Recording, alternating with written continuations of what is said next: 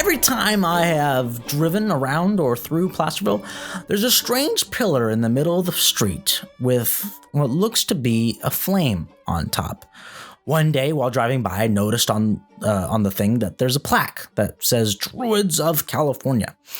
I don't know about you, but I never heard of a Druid, but it sounded kind of weird. I didn't think much about it. But then I heard a preacher mention Druids one day, and I remembered that pillar. I still never looked into it. I didn't care that all that much, just a passing curiosity, you know? And I bet at least one of you have at least been curious if you've seen it. And those that haven't are at least slightly intrigued now that I mentioned it.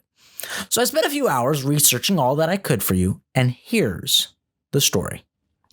The pillar is a memorial to a guy who was the man who successfully brought Druidism to the state of California.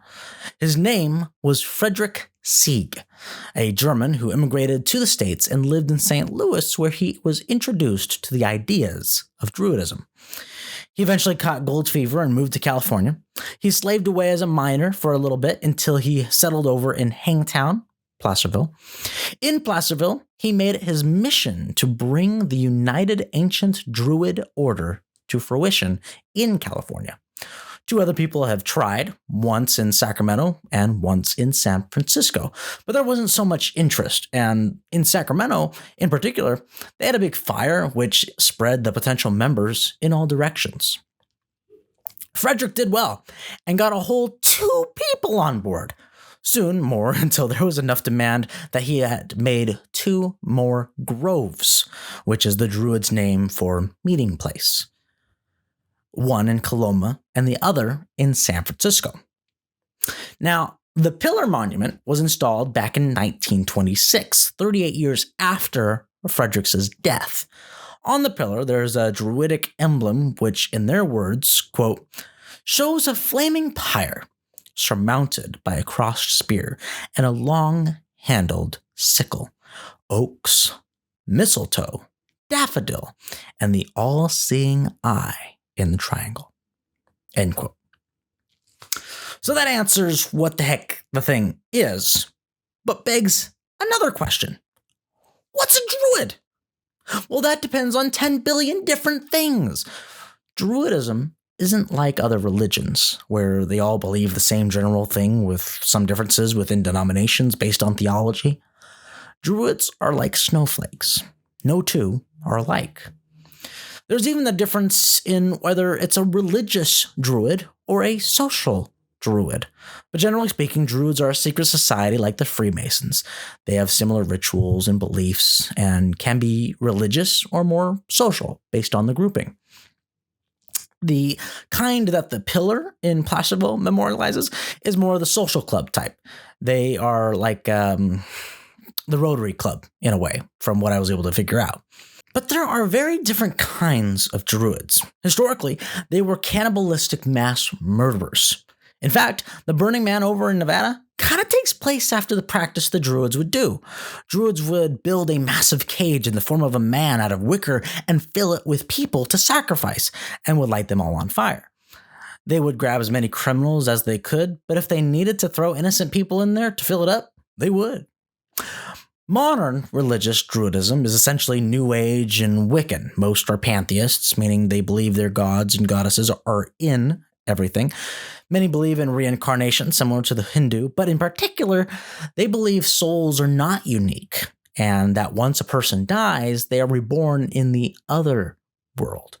And then when they would die in the other world, they are born in this world, whether that be as a human or some kind of animal.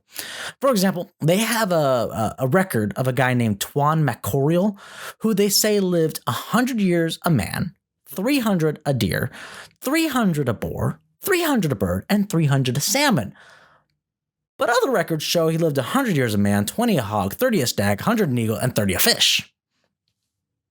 Simply put, Druidism, in terms of ancient times, was a pagan religion, very shamanic, secretive. It takes about 12 to 15 years to become a druid, and they have hardly any verifiable history about them. Druids were written about in literature in medieval times, both in a positive and negative light. But historically, Julius Caesar is quoted as saying that the Druids were in charge of public and private sacrifices, they refused to pay taxes, and were pacifists. The Druids say that they built the Stonehenge, but there's no telling if that's true or not. But let's go back to the pillar. These Druids, from what I could tell, have nothing to do with the religious type. 1781, in London, a social club for men formed and was called the Ancient Druidic Order. They operated secretly, as the other clubs in those days did, and as time went on, the organization split into two, creating the United Ancient Druidic Order in 1833. This offshoot then made its way to Boston and then to St. Louis, where Frederick Sieg became a member. The religious Druids claim Merlin as one of theirs, as you could figure, but the social club kind of Druid from England has their own celebrity, Sir Winston Churchill. Now you know what the pillar is, who memorializes the history and the distinction of which kinds of Druids. But one thing I should point out, just because there's a distinction doesn't mean a person can't be a member of both. Late at night, it is said that you can find Druids gathering at that pillar. If you liked that clip, you'll love the full podcast. Make sure you're subscribing to Ricky Mortensen on YouTube.